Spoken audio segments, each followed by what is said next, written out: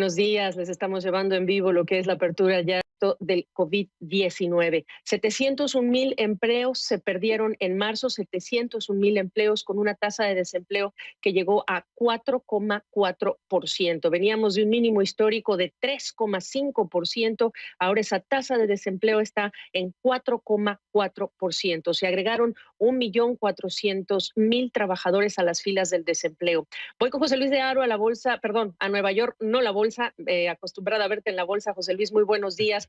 Rápidamente repaso contigo las cifras, los empleos y los sectores que han perdido más trabajos: 459,000, hospitalidad y entretenimiento, cuidado de la salud y asistencia social, 61,000, servicios profesionales y de negocios, 52,000, en lo que es el sector minorista, 46,000, construcción, 29,000, otros servicios, 24,000, manufacturas, 18,000.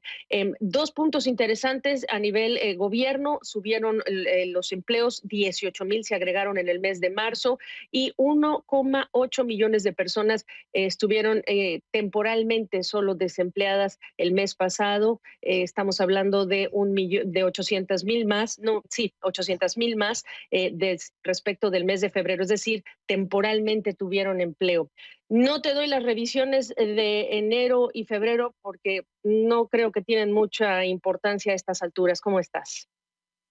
Así es, Gaby. Eso sí, recordar a nuestra audiencia que también se revisaban a la baja esos datos de enero y febrero, pero obviamente tenemos que centrarnos en las cifras que se han dado a conocer hoy, especialmente también indicar cómo ese incremento que hemos visto en la tasa de desempleo del 3,5% al 4,4% es el mayor intermensual desde 1975, pero todavía tenemos que tener en cuenta que esta radiografía no muestra realmente el mercado laboral estadounidense y cómo se está viendo afectado por toda esta situación, dado que también hemos visto una caída importante en la participación laboral y eso ha hecho que esa tasa de desempleo haya subido, pero menos de lo esperado. Si tenemos en cuenta esos más de 6,6 millones de desempleados que veíamos en esas peticiones semanales de subsidio por desempleo durante la jornada del jueves, en las últimas 2 semanas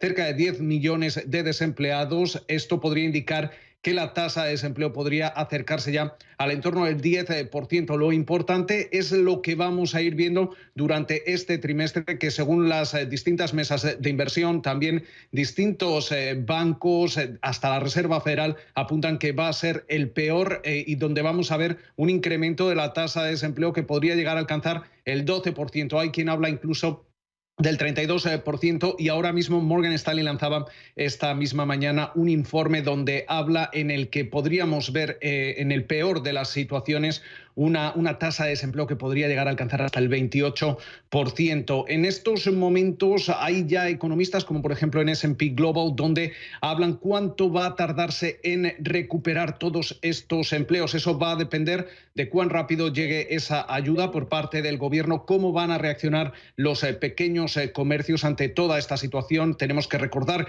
que son la columna vertebral de la economía estadounidense. Siempre hablamos de las grandes multinacionales, pero realmente los grandes empleadores aquí en Estados Unidos son los pequeños y medianos comercios.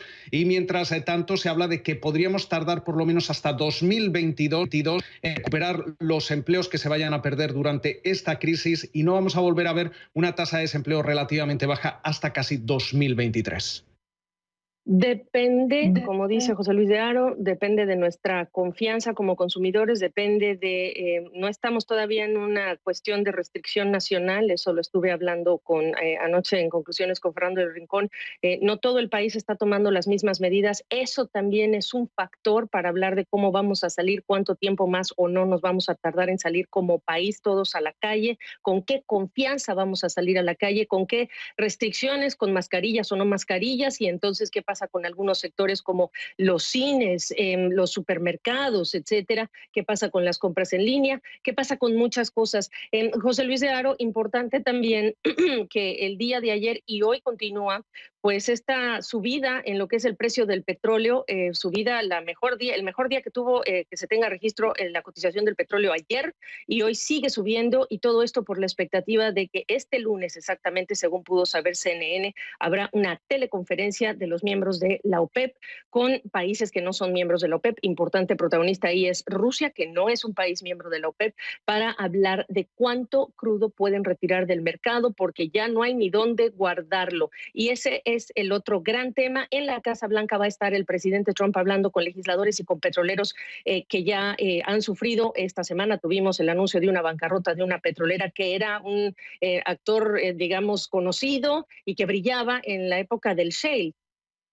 Así es, Gaby. Y vamos a estar muy pendientes a esa reunión de los grandes directivos de petroleras con el presidente Donald Trump en una semana en la que también hemos conocido cómo algunos de los grandes productores de esquisto, sobre todo en el estado de Texas, ya hablaban y pedían a los reguladores de dicho estado incluso el poner rebajar y obligar a reducir la producción en alrededor de un 20%, algo que, por ejemplo, los lobbies de la industria aquí en Estados Unidos se oponen, ya que quieren que ese crudo siga fluyendo para intentar limitar cuanto más pueda ser la dependencia que pueda tener en el futuro Estados Unidos de energética de otros países. Mientras tanto, estamos pendientes a si realmente Rusia y Arabia Saudita, como parte de esa reunión que indicabas, van a llegar a hacer algún tipo de anuncio que realmente comprometa un recorte en la producción. Esta semana el presidente Donald Trump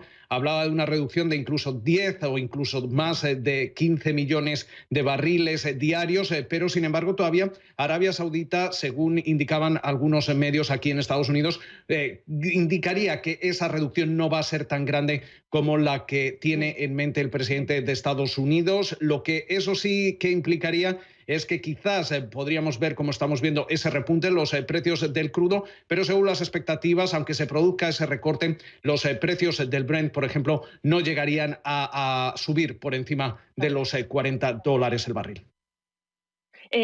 Piense usted que entre abril y junio, dicen algunos expertos, sobran 17 millones de barriles diarios, sobran ya o sobrarían si no hay ese acuerdo. Así que cuando mire usted de cuánto es este anuncio y la implementación, pues ponga usted en perspectiva ese parámetro si quiere.